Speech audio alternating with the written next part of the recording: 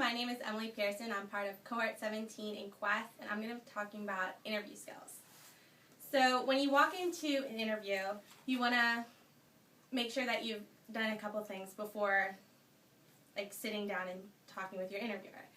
You want to make sure you know what kind of interview it is. Is it a case interview? Is it a behavioral interview? You want to know if it's possible who it is that you're talking to, what their level is, and then what you want them to learn about yourself. So come up with some examples or some stories that you want to tell them to put yourself in the best light, and try to work those into the conversation as they ask questions. Another thing to keep in mind is when they ask group or team questions, you want to say that you've worked as part of a team, but they're also trying to get as to what you did on the team. So don't just say the team did this, the team did that. Say the team did this, but this is what I specifically did to help the team, because they're not hiring the team, they're hiring you, hopefully. Then you also want to make sure you don't get too familiar or too friendly with the interviewer, because some of them are really nice and you can be like buddy-buddy instantaneously, but you're still in an interview situation. So for example, I interviewed for an IBM internship last year, and there was a question that asked you to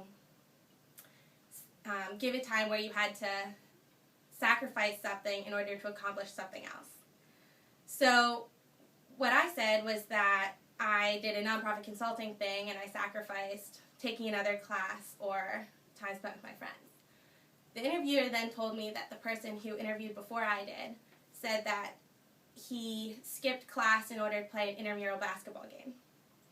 So just remember who your audience is, and they don't want to hear that you're skipping an academic thing for sports, especially if it's an academic type job. Then you also want to make sure you have a positive attitude the whole time. Smile so they think you're optimistic. Shake their hand firmly. Make eye contact. Dress well.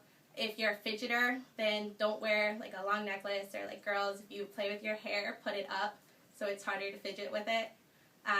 Don't look at the clock, because then they think that you want to leave.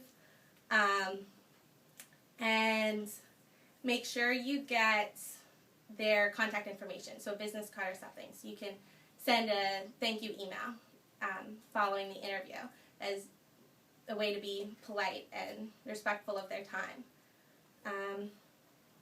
And yeah, that's all about interviewing skills, so good luck and thank you.